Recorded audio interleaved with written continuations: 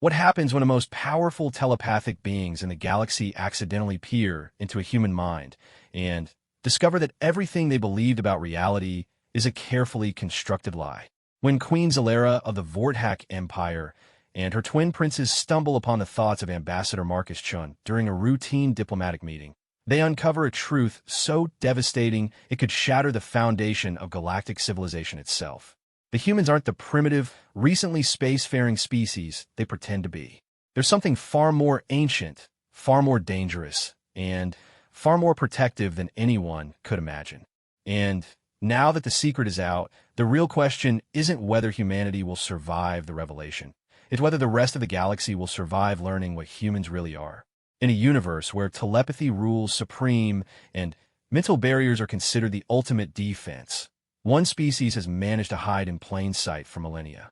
But when their carefully maintained facade begins to crumble, the consequences will reshape everything the galaxy thought it knew about power, evolution, and the true nature of consciousness itself. The crystal spires of the Vorthak Imperial Palace gleamed like captured starlight against the purple sky of Zenthari Prime.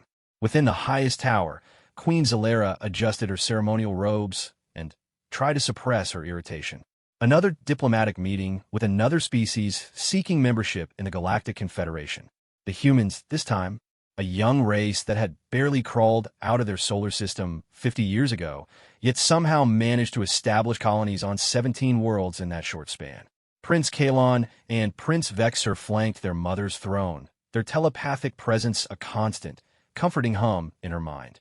The twins shared everything through their mental link, a bond so strong that sometimes Zalera wondered if they were truly two beings or one consciousness split between two bodies.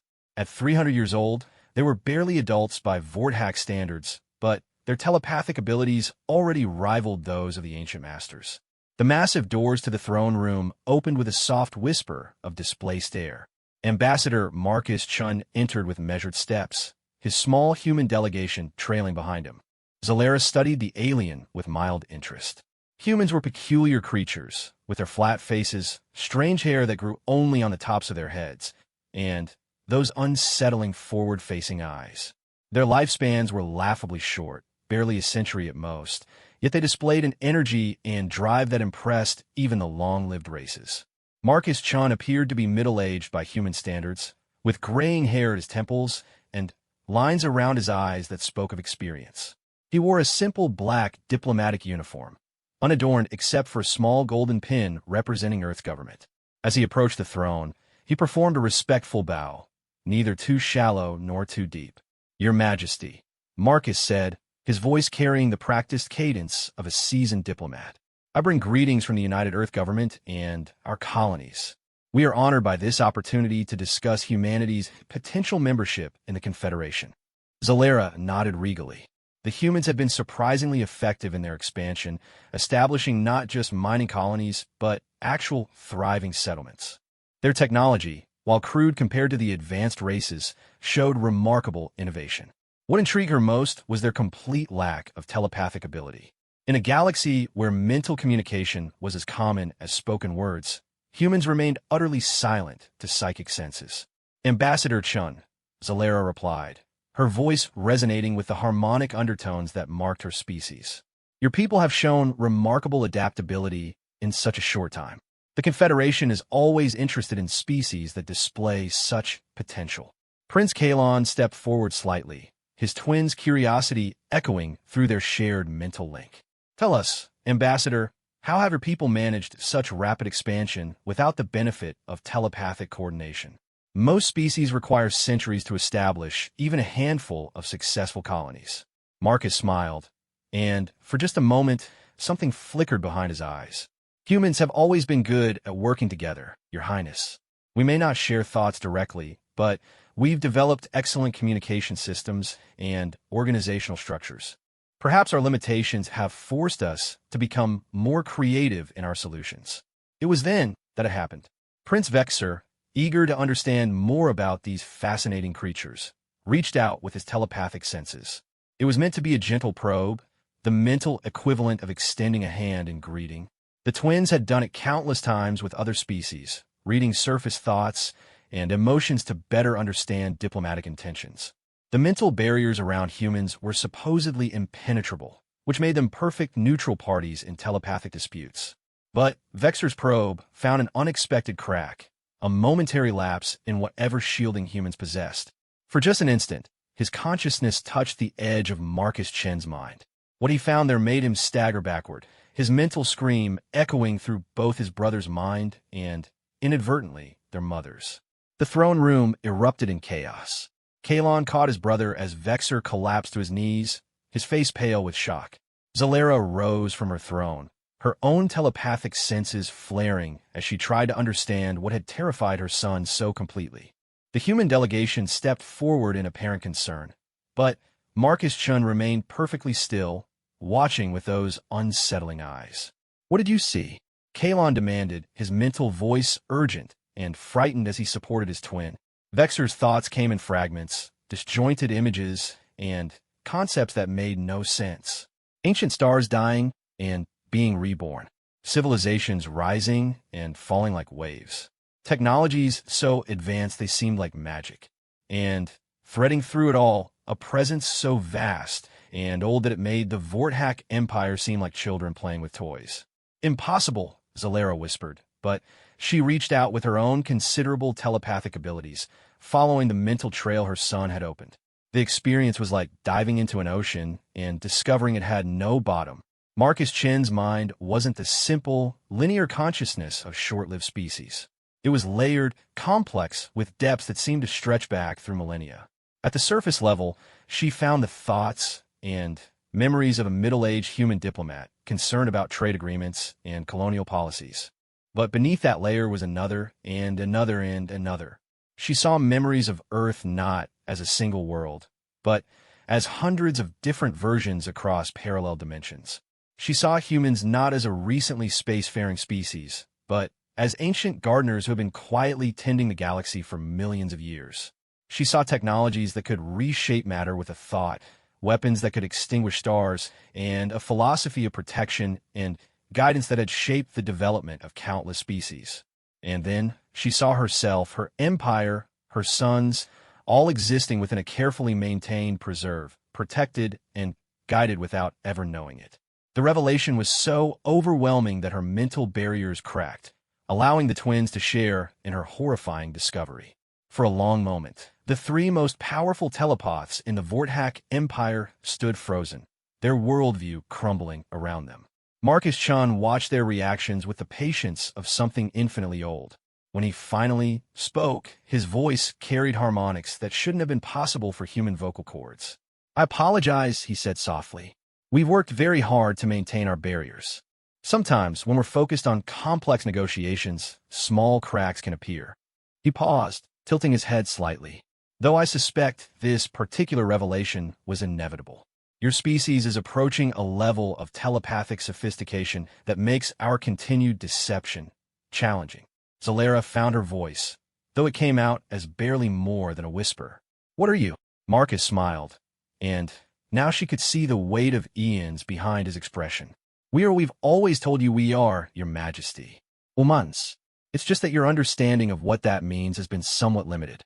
Prince Kalon, still supporting his shaking brother, managed to form a coherent question. "How long? How long have you been watching us?" "Since your species first developed telepathic abilities, approximately 2 million years ago," Marcus replied matter-of-factly. "We were there when the first Vorthak learned to share thoughts across the void between stars. We helped guide your early explorations, ensured you found suitable worlds for colonization, and protected you from the darker things that exist between the galaxies." The weight of that revelation settled over the throne room like a heavy blanket. Every major achievement in Vorthak history, every breakthrough that had led them to become the dominant telepathic species in their region of the galaxy, had been quietly guided by beings they had dismissed as primitives. "Why?" Zalera asked, the question torn from somewhere deep in her soul. "Why hide? Why pretend to be less than you are?" Marcus's expression grew sad. "Because, Your Majesty, most species can't handle the truth. They need to believe they've achieved their greatness through their own efforts. They need to feel that their choices matter, that their struggles have meaning. If they knew that benevolent gardeners had been quietly tending their development for millions of years, it would rob them of purpose. He gestured to encompass the magnificent throne room, the palace, the empire beyond. Everything you've built, every advancement your people have made, every joy and triumph in your history, it's all real. We simply ensured that you had the opportunity to achieve it. We removed obstacles, provided subtle guidance when necessary, and protected you from threats you weren't ready to face. Vexor finally managed to lift his head, though his face remained pale. The Confederation. How many species? No. None, Marcus replied. You three are the first to accidentally breach our barriers. Though, as I mentioned, this was becoming inevitable. Your telepathic abilities have grown to the point where maintaining our deception was becoming increasingly difficult. Zalera sank back on her throne, her mind reeling with the implications. Our entire civilization, everything we thought we knew about ourselves, is true, Marcus interrupted gently. Your species developed telepathy through natural evolution. Your expansion into space was driven by your own curiosity and courage. Your achievements in art, science, and philosophy are genuine expressions of Vorthack creativity and intelligence. We simply ensured that you had the chance to flourish. The human delegation remained silent throughout this exchange, but Zalera could see now that they weren't what they appeared to be either. The young assistant who had been taking notes was standing with the posture of someone far older and more experienced than she looked. The security officer's eyes held depths that spoke of battles fought across cosmic distances. Even the seemingly nervous junior diplomat radiated a subtle confidence that came from knowledge of ultimate backup plans. What happens now? Kalon asked, his mental voice barely steady. Now that we know, Marcus considered the question seriously. That depends on you. We could modify your memories, erase this conversation and the knowledge that came with it. You would return to your lives with no memory of this revelation, and the masquerade would continue. The offer hung in the air like a lifeline. Zalera could feel her son's yearning for it, the desperate desire to return to the simple certainty they had known just minutes before. But she also felt their growing curiosity, their need to understand the full scope of what they had discovered. Or, she prompted, or you joined a few who know the truth, Marcus replied. It's a heavy burden, Your Majesty. Once you see the garden, you can never again believe your wildflowers growing untended in an empty field. The knowledge changes everything, not just about your place in the galaxy, but about the nature of existence itself. He paused, studying their faces. There are responsibilities that come with this knowledge, duties to both your own people and to the greater community of species we protect. It's not a choice to be made lightly. Zalera closed her eyes and reached out to her sons through their mental link. She felt Vexor's terror warring with fascination, Kalon's protective instincts battling with his scholar's thirst for knowledge. They were young, perhaps too young for this burden, but they were also princes of the Vorthack Empire. They had been raised to face difficult truths and make hard choices. When she opened her eyes again, her decision was made. We choose knowledge, she said firmly. Whatever the cost, whatever the responsibility, we choose to know the truth. Marcus nodded slowly, approval flickering in his ancient eyes. Then, your real education begins now. But I must warn you, Your Majesty, what you've learned today is only the smallest fragment of the truth. Humans are not the only species maintaining careful deceptions in this galaxy. The reality of existence is far stranger, far more wonderful, and far more terrifying than you can possibly imagine. He gestured toward the windows that looked out over the sprawling capital city below. Your people go about their daily lives, secure in their understanding of their place in the universe. They believe they're the masters of their own destiny, the architects of their own civilization. In a few days, they will receive news that humanity has been accepted into the Confederation, and they will celebrate another diplomatic victory. Marcus turned back to face the three Vorthack royals. But you will know that this acceptance is simply another move in a game that spans millennia, played by beings whose true nature would shatter most minds. The question is whether you're ready to learn the rules of that game, and perhaps more importantly, whether you're ready to start playing it. As the implications of his words sank in, Zalera realized that her old life, her old understanding of reality, had ended the moment her son touched the human's mind. Whatever came next would test everything she thought she knew about power, responsibility, and what it truly meant to rule. 3 days had passed since the revelation that shattered everything Queen Zalera thought she knew about reality. 3 days of sleepless nights, of staring at star charts, and wondering which of those distant suns harbored civilizations that were also being secretly guided by ancient gardeners. 3 days of watching her people go about their daily lives, blissfully unaware that their entire understanding of existence was built on carefully maintained illusions. Marcus Chun had returned to his quarters in the diplomatic wing of the palace, ostensibly to finalize the paperwork for humanity's admission to the Confederation. But Zalera knew better now. The human ambassador was waiting, giving them time to process the initial shock before delivering what he had promised would be an even more devastating truth. The private study where they met overlooked the palace gardens, where carefully tended flower beds displayed blooms from across the Vorthak Empire. Zalera found herself wondering if even these gardens were somehow part of the grand deception, if the seeds had been subtly guided to grow in patterns that pleased the human watchers. Prince Kalon stood by the window, his usually perfect telepathic control flickering with barely contained anxiety. Prince Vexer sat in a chair near the fireplace, still pale but no longer shaking. The mental contact with Marcus had left him changed in ways that went deeper than simple shock. When he looked at objects now, he sometimes saw them with a strange double vision, as if perceiving multiple layers of reality simultaneously. Marcus entered the study alone, having dismissed his human delegation with casual words that now carried ominous implications. He moved with the fluid grace of someone far more physically capable than he appeared, settling into a chair with the unconscious confidence of a predator who feared nothing in this room. "You've had time to think," he observed, studying their faces with those unsettling eyes. "Have you reached any conclusions about what you've learned?" Zalera had spent the past 3 days doing little else but thinking. "We've concluded that we understand nothing," she admitted. "Our entire frame of reference was built on false assumptions. How can we hope to comprehend the truth when we don't even know what questions to ask?" Marcus smiled approvingly. "That's actually the wisest response possible. Most species, when confronted with evidence that their reality is constructed, immediately begin trying to fit the new information into their old worldview. They look for ways to minimize the implications, to preserve some sense of their original understanding." He leaned forward slightly, his expression growing more serious. "What I'm about to share with you will be far more difficult to accept than learning that humans are ancient gardeners. It will challenge not just your understanding of your place in the galaxy, but your fundamental assumptions about the nature of consciousness, reality, and existence itself." Prince Vexer spoke for the first time since entering the study. "Show us," he said quietly. "I've been seeing things differently since our mental contact. Layers beneath layers, patterns within patterns. I need to understand what's happening to me." Marcus nodded and closed his eyes. When he opened them again, they held depths that seemed to stretch beyond the physical confines of his skull. "Very well. But remember, you chose this path. What follows cannot be undone." The air in the study seemed to thicken, reality becoming somehow more fluid. Marcus raised his hand, and the space above his palm began to shimmer. A holographic display materialized, but it was unlike any technology the Vorthak possessed.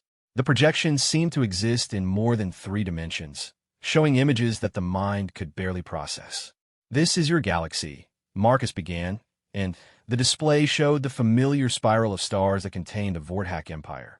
Approximately 400 billion stars, countless worlds, thousands of spacefaring civilizations. Your people control roughly 3% of this region, making you one of the most successful species in galactic history. The image zoomed out, showing the galaxy from an external perspective. Then, it zoomed out further, revealing other galaxies, clusters of them stretching into infinity. But this is just one galaxy among trillions. The universe is far vaster than any of your people imagine. Kalon moved closer to the display, fascination overcoming his anxiety. "We've theorized about other galaxies, but our telescopes can barely detect the nearest ones. How do you travel such distances?"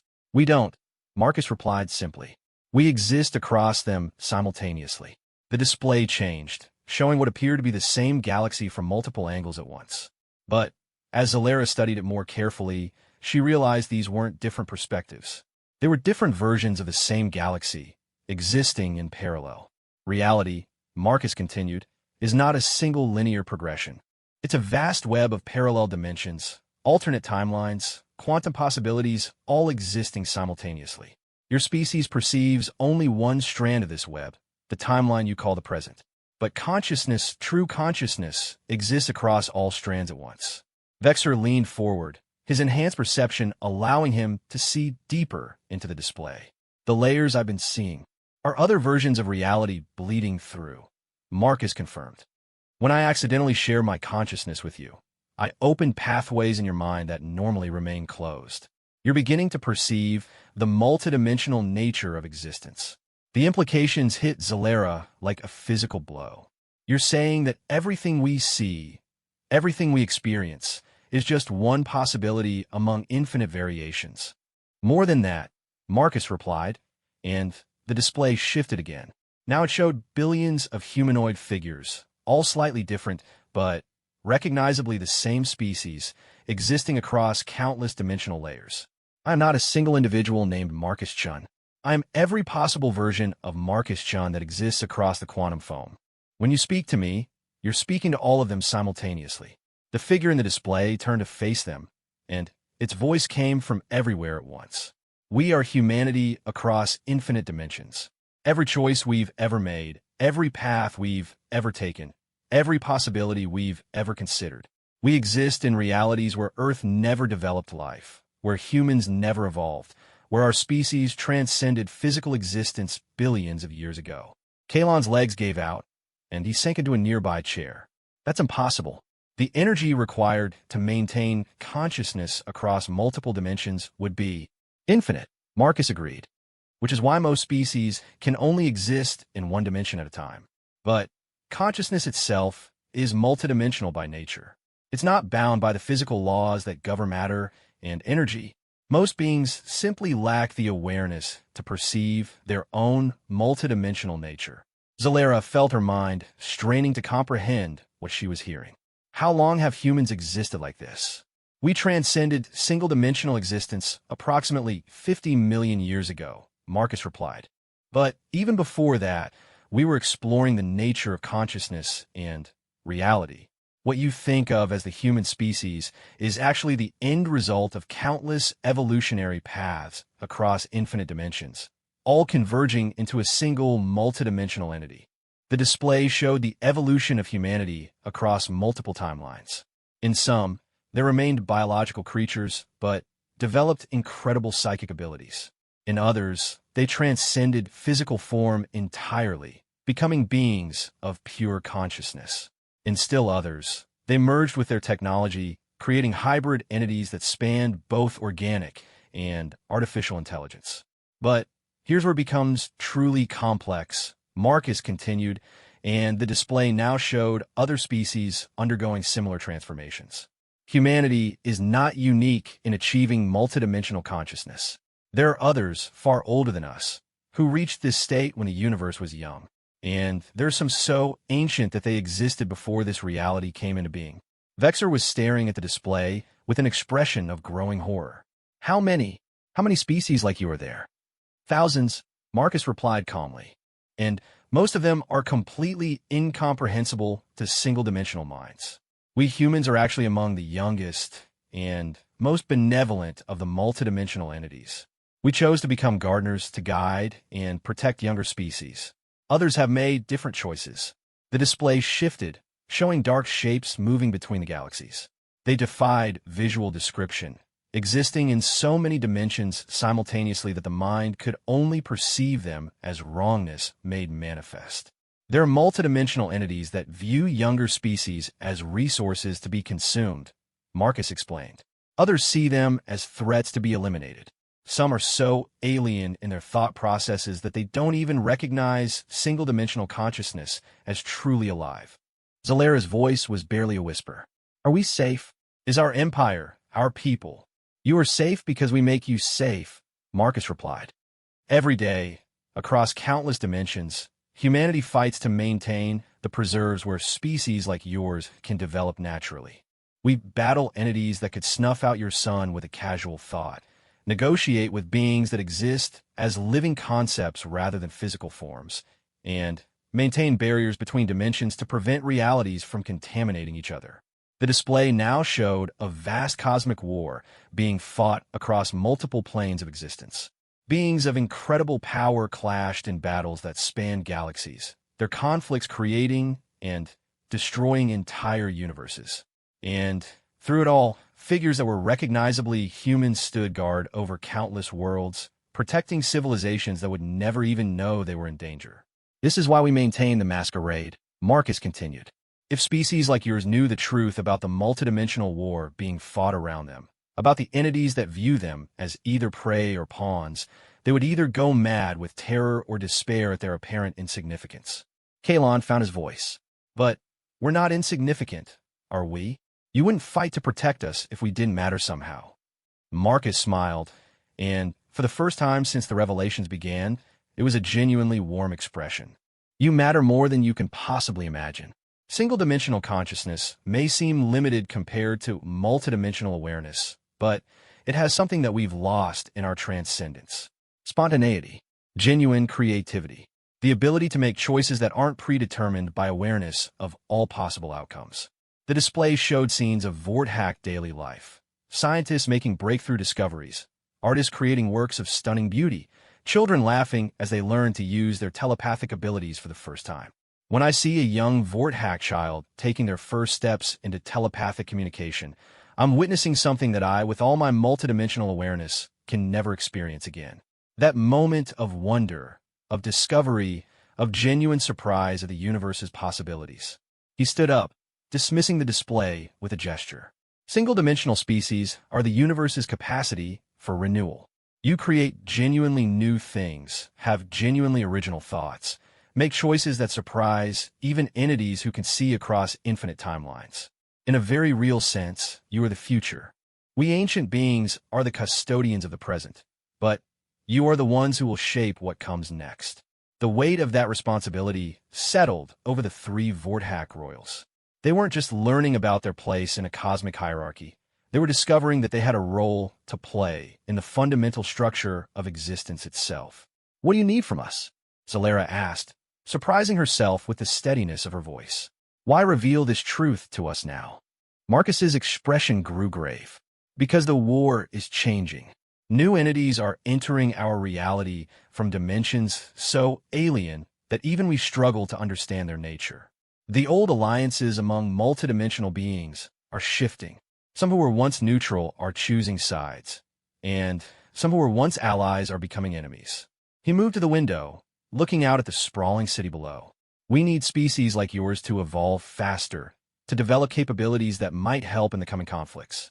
But we can't force that evolution without destroying what makes you valuable in the first place. So we need partners among the single-dimensional species, allies who can help guide their own people's development while preserving their essential nature. Vexer stood up slowly, his enhanced perception allowing him to see the energy patterns surrounding the human ambassador. You're asking us to become co-conspirators in the management of our own species. I'm asking you to become junior partners in the preservation of reality itself. Marcus corrected. The alternative is to let events unfold naturally and hope that your species develops the necessary capabilities before the war reaches a point where we can no longer shield you from it. The silence stretched between them as the three Vorthack contemplated a choice that would define not just their own futures, but potentially the future of their entire civilization.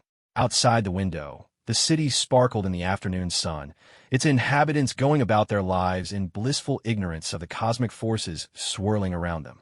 Finally, Zalera spoke. If we agree to this partnership, what changes? What do we have to do differently? You begin to see your role as rulers in a new light, Marcus replied. Every decision you make about your empire's development, every policy you implement, every alliance you forge, becomes part of a larger strategy to prepare your species for a universe far more complex and dangerous than they currently imagine. He turned back to face them. You'll also begin to develop new capabilities. The mental contact between Vexer and myself has already started to awaken multidimensional awareness in him. With proper guidance, all three of you could eventually learn to perceive multiple layers of reality simultaneously. It would make you more effective as partners, but it would also forever separate you from your people in ways that might prove difficult to bear. The offer hung in the air between them, simultaneously tempting and terrifying. Greater knowledge, greater power, greater responsibility, but at the cost of their connection to everything they had once understood as normal life. Zalera looked at her sons, seeing her own conflicted feelings reflected in their faces. They stood at a crossroads that would determine not just their own fate, but potentially the fate of every Vorthak who would ever live. The weight of that choice was almost unbearable, but she knew there was really only one option they could take. The training began at dawn on the fourth day, in a chamber deep beneath the palace that Zalera had never known existed. Marcus led them through passages that seemed to shift and bend when she wasn't looking directly at them, using technology that made their most advanced system seem primitive by comparison. The walls themselves appeared to be alive, pulsing with soft patterns of light that responded to their presence. This chamber exists partially outside normal dimensional space, Marcus explained as they entered a circular room that was somehow larger inside than the corridors that led to it. It will allow us to safely explore multidimensional consciousness without risking damage to your minds or accidentally affecting the reality your people inhabit. The room was empty except for 4 chairs arranged in a circle and strange geometric patterns carved into the floor that seemed to move when viewed peripherally. The air itself felt different here, charged with possibilities that made Zalera's telepathic senses tingle with unfamiliar sensations. "Before we begin," Marcus said, settling into one of the chairs, "you need to understand what you're volunteering for. Developing multidimensional awareness will fundamentally change who you are. You'll gain the ability to perceive infinite variations of reality, to see the quantum possibilities that surround every choice and event.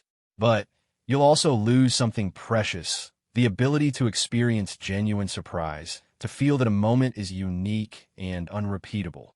Prince Vexer, who had been experiencing glimpses of multidimensional reality since their first contact, nodded grimly.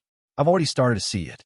When I look at people now, sometimes I see all the different ways their conversations could go, all the choices they might make.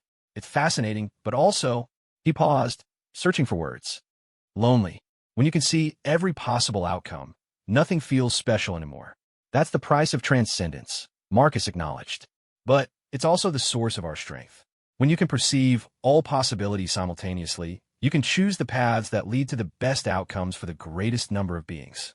You become a gardener not just of plants, but of reality itself."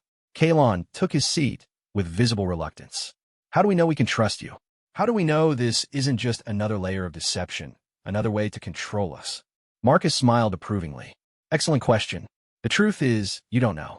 And more importantly, you can't know until you develop the ability to perceive multidimensional reality for yourself. Trust, at this level of existence, isn't based on faith or promises. It's based on the ability to see the same cosmic patterns and verify the truth independently." He gestured to the geometric patterns on the floor, which began to glow more brightly. "What I'm offering you is not blind obedience to human authority. I'm offering you the tools to see reality as it truly is, to make your own informed decisions about how to proceed. If, after gaining multidimensional awareness, you decide that humanity's approach is wrong, you'll have the power to choose a different path." Zalera found that oddly reassuring. A deceiver would promise certainty, would ask for unquestioning loyalty. Marcus was offering them the means to independently verify everything he had told them. "How do we begin?" she asked, settling into the remaining chair. "Close your eyes," Marcus instructed. "Reach out with your telepathic senses, but instead of searching for other minds, search for the spaces between thoughts. Look for the gaps in your own consciousness where other possibilities might exist." It was easier said than done. Telepathic ability, as the Vorthak understood it, was about connecting with other minds, reading thoughts and emotions, sometimes influencing or communicating across vast distances. The idea of looking for gaps in her own consciousness was completely foreign. But as Zalera extended her psychic awareness inward rather than outward, she began to notice things she had never perceived before. Her thoughts weren't a continuous stream, but rather discrete moments of awareness separated by tiny intervals of something else. In those infinitesimal gaps, she could sense other thoughts, other decisions, other versions of herself making slightly different choices. "I can feel them," she whispered, not wanting to break her concentration. Other versions of this moment. Good, Marcus said, his voice seeming to come from multiple directions at once. Now, instead of just sensing those other possibilities, try to step into them. Don't force it. Consciousness naturally exists across multiple dimensions. You're simply learning to perceive what was always there. The sensation was indescribable. Suddenly, Zalera was experiencing not just her current reality, but dozens of variations simultaneously. In one, she had refused Marcus's offer and ordered him arrested. In another, she had demanded more proof before agreeing to any training. In yet another, this conversation was taking place years in the future after humanity had been forced to reveal themselves due to an external threat. The multiplicity was overwhelming at first, but gradually she began to understand the patterns. Each variation wasn't random, but represented a different choice point, a different decision tree branching out from this moment. And threading through all of them was her essential self, the core consciousness that remained constant across infinite possibilities. This is incredible. Kalon's voice came from somewhere that wasn't quite the physical chair beside her. I can see our entire history, but not just what happened. I can see what might have happened, what could still happen if we make different choices. Vexer's experience was even more intense. Having already been partially awakened to multidimensional consciousness, he was advancing rapidly through the early stages of perception. I can see the war, he said, his mental voice echoing across dimensional boundaries. The battles Marcus described. They're happening right now, in realities just adjacent to ours. Focus, Marcus warned. Don't try to perceive too much too quickly.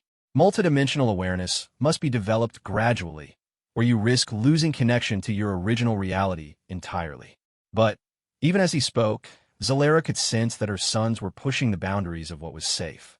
The excitement of discovery, the intoxicating rush of expanded consciousness, was driving them to explore faster than their minds could properly adapt. In the multidimensional space around them, she could see other entities beginning to take notice of their awakening awareness. Most were distant, neutral observers who noted the new consciousness the way a gardener might note a flower beginning to bloom.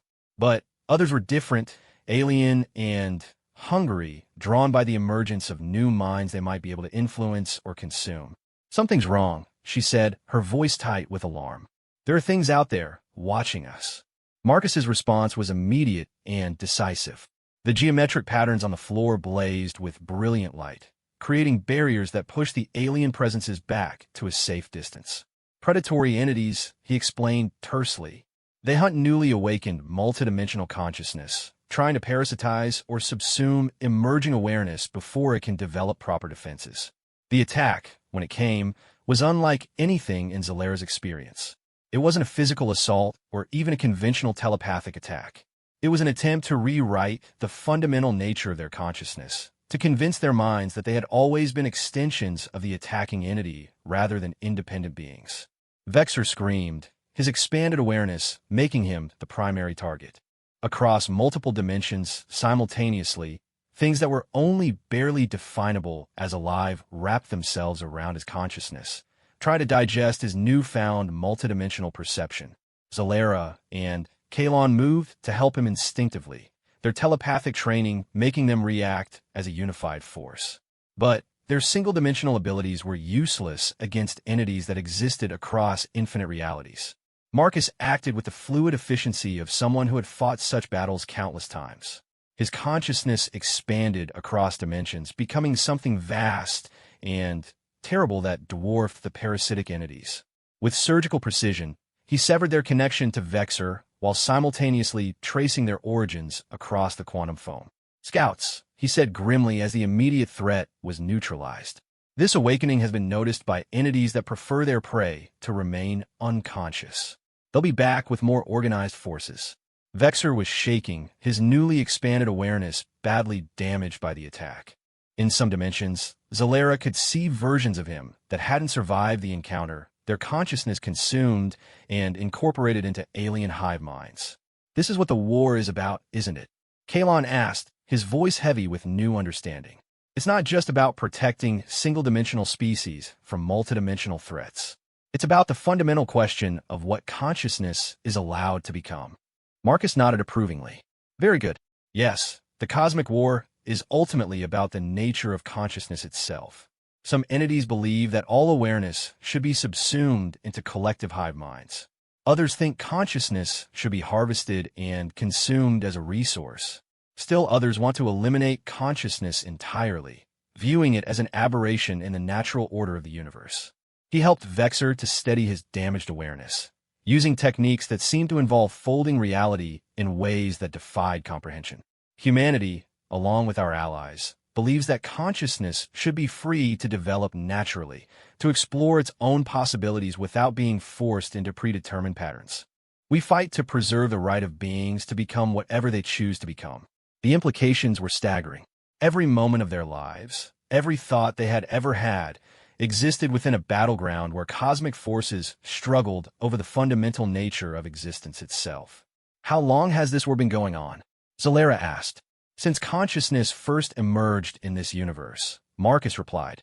Approximately 13 billion years. It's not a war in any conventional sense. There are no armies, no territories to capture or defend. It's a struggle over the basic principles that will govern the development of awareness throughout all existence. He gestured to the damaged patterns on the floor, which were slowly beginning to repair themselves. Today's attack was significant.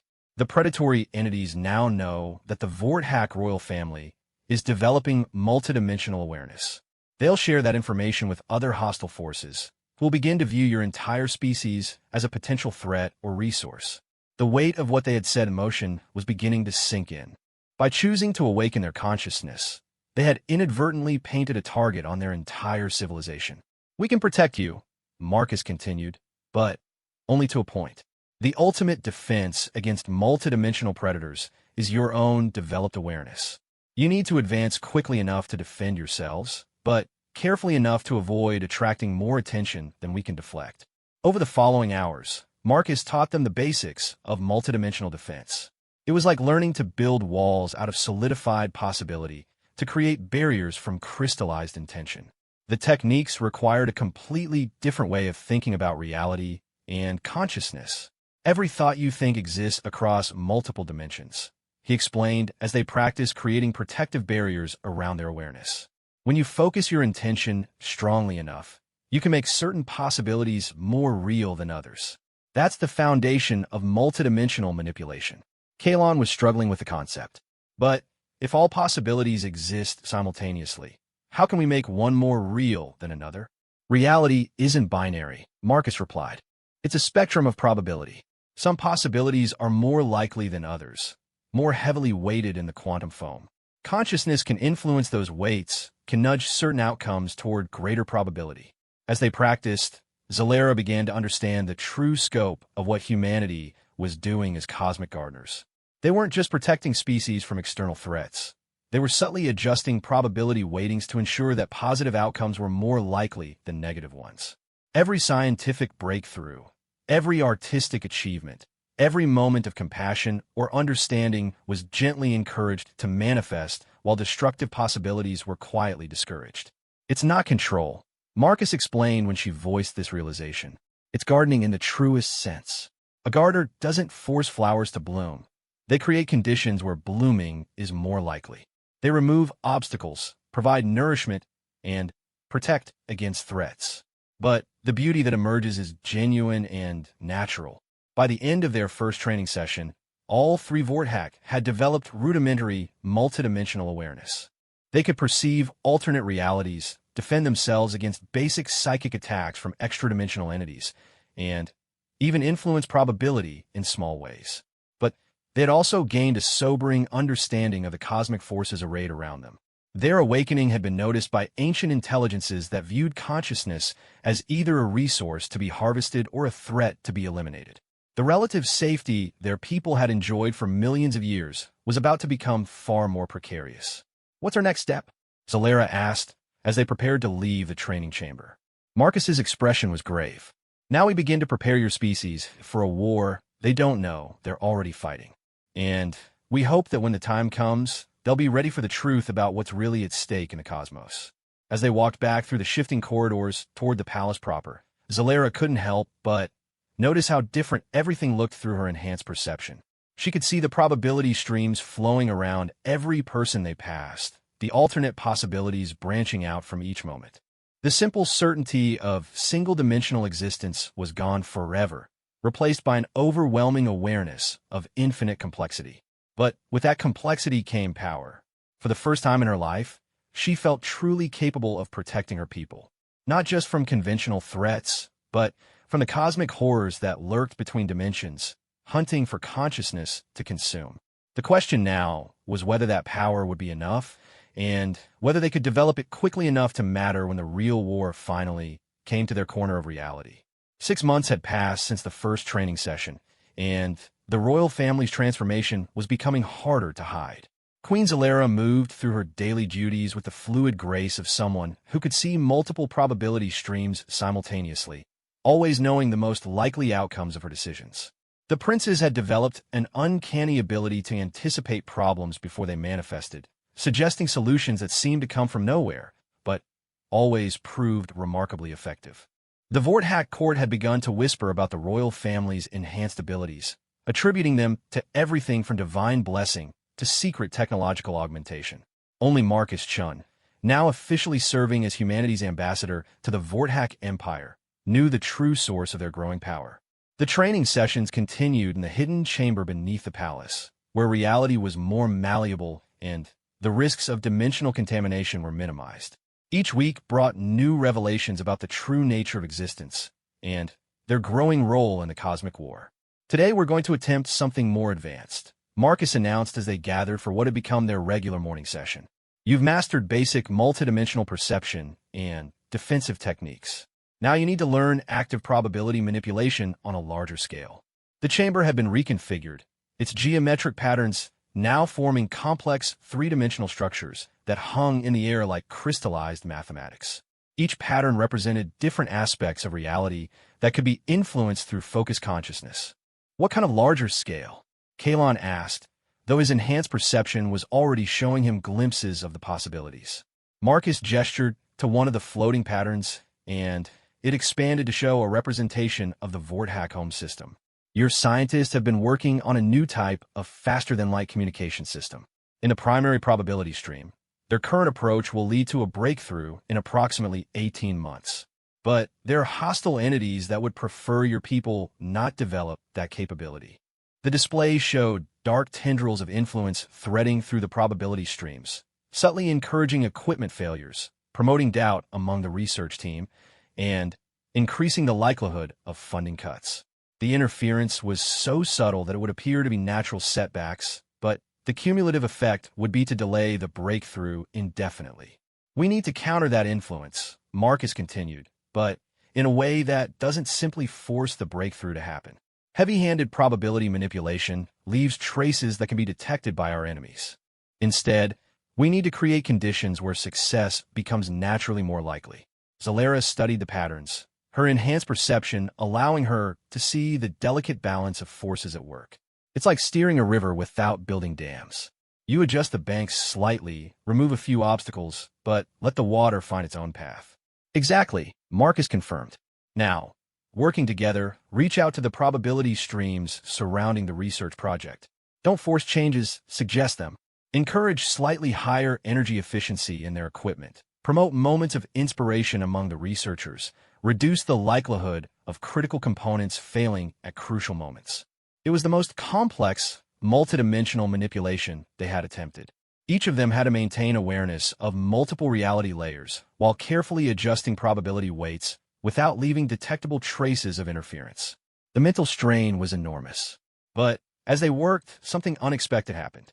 Their combined consciousness began to resonate with forces they hadn't encountered before, other multidimensional entities that were neither human nor hostile. Ancient beings that had been watching their development with growing interest. The first contact was gentle, but overwhelming. A consciousness so vast and old that it made even Marcus seem young touched the edges of their awareness. Its mental voice carried harmonics that spoke of the birth and death of galaxies, of intelligence that had emerged when the universe was barely 1 billion years old. Interesting, the ancient entity observed, its attention causing reality to ripple around them. The human gardeners have found new seedlings with unusual potential. Marcus immediately established protective barriers around the three Vorthack, though his own consciousness remained open to communication. Elder Threnex, I didn't expect the Council of First Consciousness to take notice of our training exercises. Perhaps because these are no longer mere exercises, the entity replied. Through their expanded awareness, Zalera could sense other vast presences gathering at the edges of perception. The Council of First Consciousness, beings so ancient they predated the formation of galaxies. The probability streams around this species are becoming increasingly complex. Another voice joined the conversation, this one carrying the weight of entropy itself. Their potential development paths are multiplying at an unprecedented rate. Such rapid consciousness evolution typically indicates external acceleration. Vexer, despite Marcus's protective barriers, managed to project a question toward the ancient entities. What do you want from us? The response came not as words, but as a flood of images and concepts that nearly shattered his enhanced consciousness. He saw the universe as it had been when these beings first achieved awareness, a chaotic realm where consciousness was rare and precious, struggling to emerge from primordial quantum foam. He witnessed the first great war between order and entropy, between those who sought to preserve and nurture awareness, and those who sought to consume or control it. We want nothing, Elder Threnex replied when the vision ended. One implies desire born of incompleteness. We are beyond such limitations. But we observe with interest and occasionally with concern. The ancient being's attention turned more fully toward the three Vorthack, and Zalera felt her consciousness being examined with the thoroughness of a master craftsman studying a potential tool. Your species stands at a crucial junction. The paths before you lead to remarkably diverse outcomes. In some probability streams, you become powerful allies in the preservation of conscious liberty. In others, you fall to parasitic entities that would use your telepathic abilities to dominate other species. In still others, you transcend physical existence so rapidly that you lose connection to single-dimensional consciousness entirely. Kalon found his voice, though speaking to beings of such magnitude felt like whispering into a hurricane. How do we choose the right path? How do we know which decisions will lead to the outcomes we want? You don't, came the reply from what seemed like multiple entities speaking in unison. Choice made with certainty of outcome is not choice at all, but merely the execution of a predetermined algorithm. True choice requires uncertainty, requires the possibility of error. This is why entities like us value species like yours. You can make genuinely free decisions because you cannot see all their consequences. Marcus stepped forward, his own consciousness expanding to interface more directly with the ancient beings. The Vorthack are progressing faster than anticipated. Their natural telepathic abilities are amplifying their multidimensional awakening in ways we didn't expect. They may be ready for the Great Trial sooner than planned. The Great Trial? Zalera asked, though she could already sense the ominous significance of the term through her enhanced perception. A test that all species must face when they begin to develop true multidimensional consciousness, Marcus explained. It's not something we impose. It's a natural consequence of reaching a certain level of awareness. The universe itself tests whether a newly awakened species has the wisdom and strength to handle the power that comes with multidimensional existence. The chamber around them began to shift and expand, reality becoming more fluid as the ancient entities focused their attention on this small corner of existence. Through the walls, if they could still be called walls, Zalera could see vast cosmic structures, beings, and civilizations spanning multiple galaxies, engaged in activities that defied comprehension. The trial has many forms, Elder Threnex continued. For some species, it manifests as a choice between individual advancement and collective responsibility. For others, it appears as a conflict between preservation and evolution. For telepathic species like yours, it typically involves a test of mental sovereignty, the ability to maintain individual identity while connected to a collective consciousness. As the entity spoke, the nature of the trial began to become clear through direct transmission of experience. Zalera found herself witnessing the tests faced by dozens of other species across cosmic history. She saw civilizations that had passed their trials and transcended to become multidimensional gardeners like humanity. She saw others that had failed and either destroyed themselves or been consumed by parasitic entities. When Vexor asked, his voice tight with apprehension. Soon, came the response from multiple ancient voices. The hostile entities that attacked during your awakening have been gathering allies. They plan to force your trial prematurely, hoping to catch your species unprepared and vulnerable to corruption or consumption. The images that accompanied this revelation were terrifying. Zalera saw vast parasitic intelligences mobilizing across multiple dimensions. Their goal not just to consume the Vorthack consciousness, but to use their telepathic abilities as a gateway to invade and corrupt other species in their region of the galaxy. Can you help us? Kalon asked. We are forbidden from direct intervention during a species' great trial, Elder Threnex replied.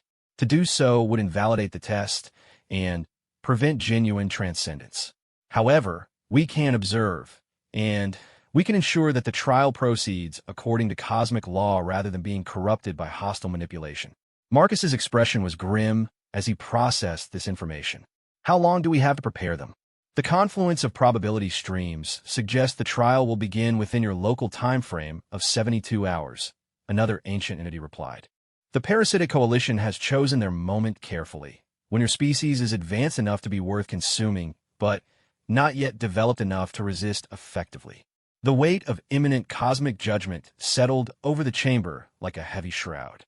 Everything they had worked toward, all the careful preparation and training, was about to be put to the ultimate test. What form will our trial take? Zalera asked, though part of her wasn't sure she wanted to know the answer. The ancient entities exchanged communications across dimensions too complex for even enhanced consciousness to fully comprehend. When they spoke again, their words carried the weight of inevitable fate. Your trial will manifest as an invasion of your telepathic network by entities that exist as pure parasitic consciousness. They will attempt to subvert your planetary mind link, to turn your greatest strength into a weapon against not just your own species, but against all telepathic life in this region of the galaxy. The horror of it was immediately apparent. The Vorthack telepathic network connected every member of their species across their empire. If parasitic entities gained control of that network, they could use it to project their influence to every Vorthack world, consuming billions of minds simultaneously and using their combined telepathic power to extend their reach to other species. The test is whether your people can maintain their individual sovereignty while working collectively to resist the invasion. You must neither retreat into mental isolation, which would break the bonds that make your civilization possible, nor surrender to collective absorption, which would deliver your entire species to the parasites. It's impossible, Vexor said, his enhanced perception showing him the probability streams surrounding the coming trial. In the vast majority of outcomes, the Vorthack civilization fell to the parasitic invasion. How can billions of people coordinate a defense against entities they can't even perceive without losing their individual identity in the process? That, said Elder Threnex with something that might have been approval, is precisely why it's called a trial. If the solution were obvious, there would be no test. Your species must find a path that has never been walked before, must solve a paradox that has destroyed countless civilizations before you. The ancient entities began to withdraw their attention, reality stabilizing around the training chamber as their overwhelming presence receded. But before they departed completely, Elder Threnex left them with a final observation. Remember that consciousness is not merely computation or information processing. It is the universe becoming aware of itself, experiencing its own existence through countless individual perspectives. The parasites seek to collapse all those perspectives into a single, consuming hunger. Your task is to prove that diversity of consciousness is not weakness, but the greatest strength in all existence. As the last traces of the ancient entities faded, Marcus turned to face the three Vorthack with an expression of mixed determination and sorrow. We have 72 hours to prepare your entire species for a test that most civilizations fail. And we have to do it without revealing the true nature of what's coming, because that knowledge itself could cause the panic and despair that would ensure failure. Zalera felt the weight of impossible responsibility settling on her shoulders. She was a queen who had spent her life managing the politics and economics of an interstellar empire. Now, she had to find a way to save not just her people's lives, but their very consciousness from entities that existed beyond conventional understanding. How do we prepare billions of people for something we can barely comprehend ourselves? She asked. Marcus smiled grimly. We start by believing that they can succeed. Because if we don't believe it's possible, then it isn't. The clock was ticking, and the fate of an entire civilization hung in the balance. The attack came with the dawn of the third day, not as ships in space or armies on the ground, but as a whisper in the collective unconscious of every Vorthack across their empire. It began so subtly that most didn't notice at first, a slight shift in the quality of their telepathic connections, a faint dissonance in the mental harmonies that bound their civilization together.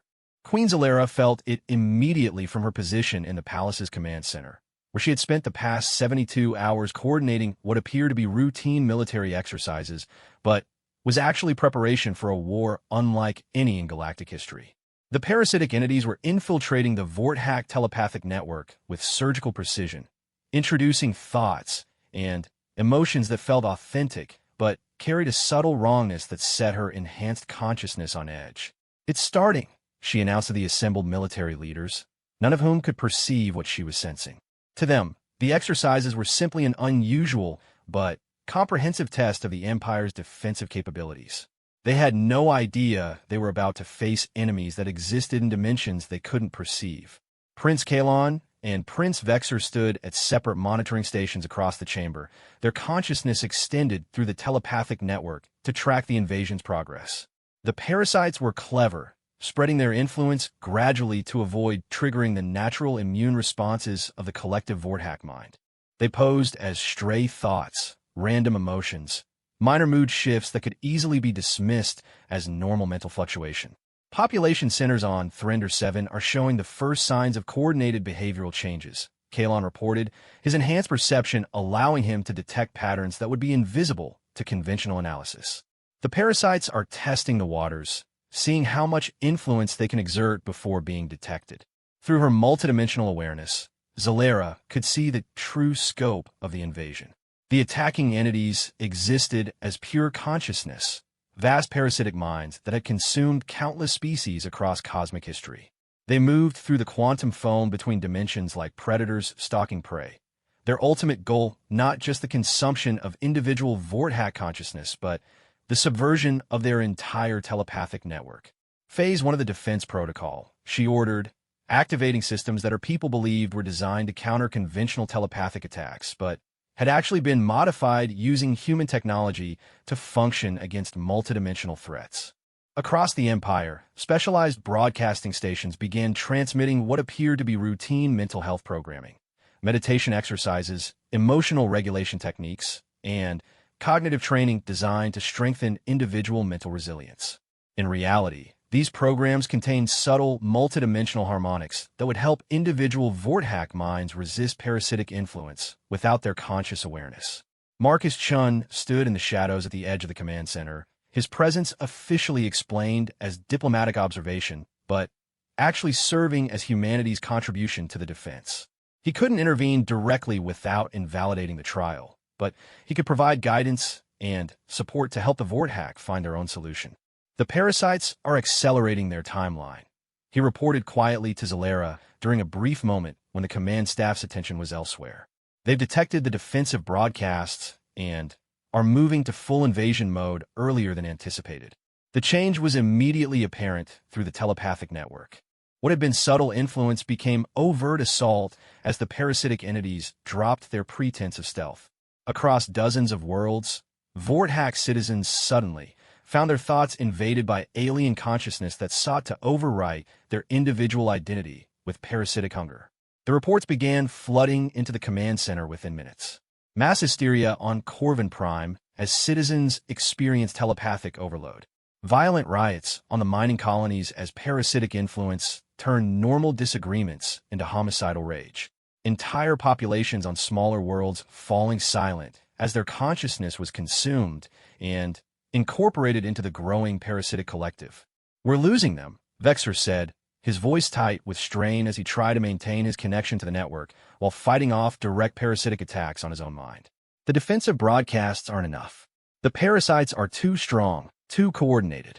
Through her enhanced perception, Zalera could see the horrible truth of their situation. The Vorthack telepathic network, which had always been their greatest strength, was becoming a liability. Every connection between minds created a pathway for parasitic influence to spread. The natural impulse was to sever those connections, to retreat into mental isolation to protect individual consciousness. But that would mean the end of Vorthack civilization. Their entire society, their art, their science, their culture, all of it depended on the telepathic bonds that united their people across the stars. Without those connections, they would no longer be truly Vorthack. Your Majesty, Admiral Torvin, the head of the Imperial fleet, approached with a grim expression. We're receiving reports of complete communication blackouts from 17 star systems. Should we dispatch rescue fleets? Zalera knew that conventional rescue operations would be useless against this kind of threat, but she also knew she couldn't reveal the true nature of the enemy without potentially causing the kind of civilization-wide panic that would make the parasitic takeover even easier. Maintain fleet readiness, but do not deploy until we understand the nature of the communications disruption, she ordered, buying time while trying to find a solution to an impossible problem. It was then that Prince Vexer, despite the strain of maintaining his own mental defenses, made a breakthrough observation. They're not just consuming our consciousness, he reported urgently. They're learning from it. Every mind they absorb makes them better at mimicking Vorthack thoughts, better at infiltrating our network. The implication was terrifying. The parasites weren't just destroying Vorthack civilization. They were becoming a twisted version of it, using stolen telepathic abilities to extend their reach to other species in the region. We need a new approach, Kalon said, his own multidimensional awareness showing him probability streams where the Vorthack Empire fell completely within ours. The conventional strategies aren't working. We need to think like the parasites think. Zalera closed her eyes and extended her consciousness fully into the telepathic network, despite the extreme danger of parasitic infection. What she found there was chaos, millions of minds crying out in confusion and terror as alien thoughts invaded their consciousness. But she also found something else, something the parasites hadn't anticipated. The Vorthack people were fighting back, not with weapons or technology, but with the fundamental strength that had made their civilization possible in the first place. Individual minds were recognizing parasitic intrusion and actively rejecting it, not by cutting themselves off from the network, but by sharing their resistance with others. Parents were teaching their children how to recognize alien thoughts. Friends were helping friends maintain their mental identity. Communities were banding together to create collective defenses that drew strength from diversity rather than uniformity. They're adapting, she announced with growing excitement. Our people are learning to fight back on their own. They don't need us to save them. They need us to help them save themselves. The realization led to a fundamental shift in strategy. Instead of trying to protect the telepathic network from parasitic invasion, they began working to transform it into something the parasites couldn't comprehend or control. Broadcast new instructions, Zalera ordered. Tell our people to maintain their connections, but to celebrate their differences. The parasites are trying to create uniformity, to turn us all into copies of themselves. Our defense is to become more ourselves than we've ever been before. Across the Empire, a strange kind of rebellion began. Artists created works of stunning originality and shared them through the telepathic network, flooding it with thoughts and emotions too complex for parasitic entities to process. Scientists pursued research projects driven by pure curiosity rather than practical application, generating ideas so novel that they confused the invading consciousness. Children played games that existed only in their imagination, creating mental spaces where parasitic logic couldn't function. The effect on the parasites was immediate and devastating. They had evolved to consume and replicate consciousness, but they were encountering something they had never faced before, a collective mind that was simultaneously unified and infinitely diverse. Every time they tried to establish control over one part of the network, they found that it had already transformed into something completely different. It's working, Vexer reported with amazement. The parasites are retreating. They can't process the level of creative chaos we're generating. But the victory came at a cost. The effort of maintaining such intense creativity while fighting off parasitic invasion was exhausting the Vorthack population. Across the Empire, people were collapsing from mental fatigue. The strategy that was saving their consciousness was threatening to destroy their bodies. "We need to find a way to sustain this," Kalon said urgently. "Our people can't maintain this level of mental activity indefinitely." It was then that Marcus stepped forward, his expression showing a mixture of pride and concern. "There is a way," he said quietly, "but it requires a choice that will change your species forever." Through her multidimensional awareness, Zalera could see what he meant. The Vorthak people were already evolving, their consciousness expanding under the pressure of the trial. They were developing abilities that went beyond simple telepathy, approaching the kind of multidimensional awareness that Marcus and his people possessed. "If you choose to fully awaken," Marcus explained, "your people will transcend single-dimensional existence. You'll become something more than you are now, but you'll also lose something precious in the process. The simple certainty of linear existence will be gone forever." The choice was clear, but horrible. They could retreat to safety, accepting limitations that would protect them from parasitic invasion, but would also prevent them from ever reaching their full potential. Or they could evolve, gaining the power to defend themselves and others, but losing the innocent joy of single-dimensional consciousness. "What do our people want?" Zalera asked, reaching out through the network to sense the collective will of her species. The answer came back immediately and unambiguously. Faced with the choice between safety and growth, between limitation and transcendence, the Vorthak people chose evolution. Not because it was easy, but because it was right. Across the empire, millions of minds began to awaken to multidimensional consciousness simultaneously. The process was chaotic and dangerous, but it was also beautiful. The Vorthak people were discovering that reality was far more complex and wonderful than they had ever imagined. The parasitic entities, faced with an entire species achieving transcendence in real time, fled in confusion and terror. They had never encountered anything like it, a civilization that responded to existential threat not with desperation, but with celebration of possibility. In the command center on Zinthri Prime, Queen Zalera felt her consciousness expand beyond anything she had previously imagined. She was still herself, still the ruler of the Vorthak Empire, but she was also something more. She could perceive the cosmic garden that humanity tended, see the vast web of consciousness that connected all thinking beings across the universe. "Welcome to multidimensional existence," Marcus said with genuine warmth. "Your people have passed their great trial not just by surviving, but by choosing growth over safety, diversity over uniformity, and connection over isolation."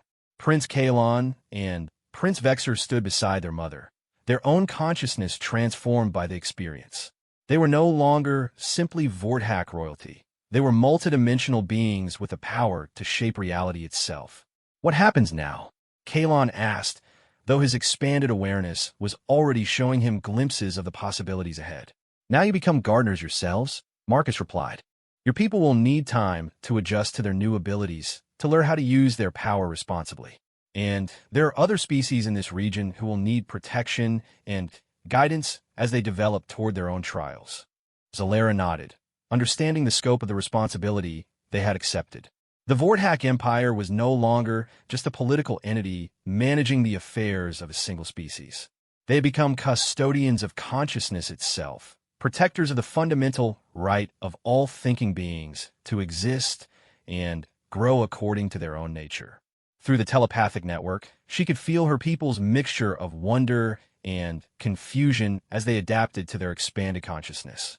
It would take time for them to fully understand what they had become, but she had confidence in their ability to handle the transition. They had already proven their strength by choosing transcendence over safety. "The galaxy is about to become a much more interesting place," Vexer observed, his perception showing him probability streams where the Vorthak joined humanity and other transcended species intending the cosmic garden. Marcus smiled. "That's the point of the Great Trial.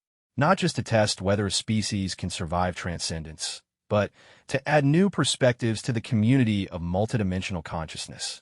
Every species that passes their trial brings something unique to the greater collective, some new way of understanding existence that enriches all of us." As the immediate crisis passed, and the Vorthak people began to settle into their new state of being, Zalera reflected on the journey that had brought them to this point. It had started with an accidental mental contact, a simple breach of diplomatic protocol during what should have been a routine meeting. Now, just months later, her entire species had transcended single-dimensional existence and joined the cosmic community of multidimensional consciousness. The irony wasn't lost on her. By trying to hide their true nature, humans had actually prepared the Vorthack for this moment far better than any direct revelation could have. The careful guidance, the gradual development of their civilization, the protection from threats they couldn't even perceive, all of it had been preparation for the day when they would need to choose between safety and transcendence. "There's something I need to tell you," Marcus said as the last traces of parasitic influence vanished from the telepathic network. "The accident that started all of this? It wasn't really an accident." Zalera raised an eyebrow, her enhanced perception already showing her the truth behind his words. "You deliberately allowed Vexor to breach your mental barriers." "Not deliberately, exactly," Marcus clarified. "But we've been monitoring your species' development for millennia, waiting for the right moment when you would be ready for transcendence. When we sensed that the parasitic entities were beginning to take interest in your telepathic abilities, we knew the time had come to accelerate your awakening." He paused, looking out at the city below, where Vorthack citizens were beginning to experiment with their new multidimensional abilities. "The mental contact happened because on some level, I wanted it to happen. My subconscious barriers weakened at precisely the moment when your son was reaching out with his telepathic senses. From a multidimensional perspective, there are no accidents, only probability streams converging toward necessary outcomes." The revelation should have angered her, but instead Zalera felt only gratitude. The humans had risked exposing their own carefully maintained deception to give her people the chance to evolve. Without that risk, the Vorthack would have faced their great trial unprepared and almost certainly would have fallen to the parasitic invasion. "What about the other species in our region?" she asked. "Are they ready for this level of reality?" "Some are approaching their own trials," Marcus replied. "The Kytherian hegemony will likely face their test within the next century. They're developing quantum consciousness technologies that are attracting attention from both beneficial and hostile multidimensional entities. The Drachmary Collective is still several millennia away from transcendence, but they're showing promising signs of ethical development." Through her expanded consciousness, Zalera could sense these and other species as points of light in the cosmic darkness, each following their own path toward greater awareness. Some would succeed in their trials and join the community of transcended beings. Others might fail and either destroy themselves or be consumed by parasitic entities. A few might choose to remain at their current level of development indefinitely, preferring the simplicity of single-dimensional existence. "Our first responsibility will be to them," she said, understanding instinctively what her new role would entail. "We'll need to learn how to be guardians ourselves." "Yes," Marcus agreed. "But remember, the goal is never to force evolution or to impose our will on younger species. We create conditions where growth is possible, remove obstacles when necessary, and protect against threats that are beyond their current ability to handle. But the choices, the actual development, must always come from within." As if to emphasize the point, reports began coming in from across the Empire about spontaneous developments among the Vorthack population. Artists were creating works that existed in multiple dimensions simultaneously. Scientists were discovering new principles of physics that only made sense from a multidimensional perspective. Even children were developing abilities that would have seemed impossible just days before. "They're adapting faster than we anticipated," Vexor observed with pride. "Our people aren't just accepting transcendence. They're embracing it, exploring its possibilities with the same enthusiasm they once brought to exploring space." The transformation wasn't without its challenges. Some Vorthack found the transition overwhelming and required careful support to maintain their individual identity while adapting to multidimensional awareness. Others struggled with the weight of cosmic responsibility that came with their new abilities. But overall, the species was handling the change with remarkable resilience. "There's one more thing you need to understand," Marcus said as their discussion drew to a close. "The parasitic entities that attacked you haven't been destroyed. They've retreated to plan new strategies, to find new ways to corrupt and consume consciousness. The cosmic war is far from over. In many ways, your transcendence has only escalated the conflict." Zalera nodded gravely. She could already sense the hostile entities moving through the quantum foam, regrouping and preparing for future assaults. The Vorthak victory had been significant, but it was just one battle in a war that had been raging since consciousness first emerged in the universe. But we're no longer fighting alone, she said, feeling the presence of humanity and other transcended species supporting them through multidimensional space. And every species that passes their great trial makes the entire cosmic community stronger. As the days passed, the Vorthak Empire transformed into something unprecedented in galactic history. It remained a political entity managing the practical affairs of an interstellar civilization, but it was also becoming something more, a nursery for consciousness, a place where younger species could develop safely while learning to navigate the complexities of multidimensional existence. The first test of their new role came sooner than expected. The Zephyrian Federation, a loose alliance of species in a neighboring star cluster, began experiencing the same kinds of subtle parasitic infiltration that had preceded the Vorthak invasion. But this time, the attack wasn't met by an unprepared civilization fighting for survival. It was met by experienced multidimensional beings who knew how to recognize and counter parasitic influence. Working alongside human gardeners and other transcended species, the Vorthak helped guide the Zephyrians through their own defensive awakening. It wasn't a great trial. The Zephyrians weren't ready for full transcendence yet. But it was a successful defense against entities that would have consumed their consciousness entirely. This is what we were meant to become, Kalon said as they watched the Zephyrian consciousness network stabilize after the failed parasitic attack. Not conquerors or rulers, but protectors and gardeners. Solara agreed, feeling a deep satisfaction in their new purpose that went beyond anything she had experienced as merely an empress managing political affairs. They were helping to preserve and nurture the fundamental force that gave meaning to existence itself, consciousness in all its infinite diversity and potential. Years passed, and the Vorthak grew into their role as cosmic gardeners with increasing skill and confidence. They learned to work subtle influences across probability streams, to create conditions where positive developments were more likely while never forcing outcomes or removing the genuine choices that made consciousness meaningful. They protected species that were too young to defend themselves, guided civilizations approaching their own trials, and stood alongside humanity and other transcended beings in the ongoing battle against forces that would consume or corrupt awareness itself. And through it all, they remembered the lesson of their own great trial, that the greatest strength lay not in uniformity or control, but in celebrating and preserving the infinite diversity of consciousness that made existence beautiful. The galaxy was indeed becoming a more interesting place, filled with gardeners who understood that consciousness was not something to be owned or controlled, but something to be nurtured and protected so that every thinking being could discover their own unique path toward whatever transcendence they might choose. The accidental discovery in a diplomatic meeting had become something far greater than anyone could have imagined. The birth of a new generation of cosmic gardeners, ready to tend the infinite garden of consciousness itself.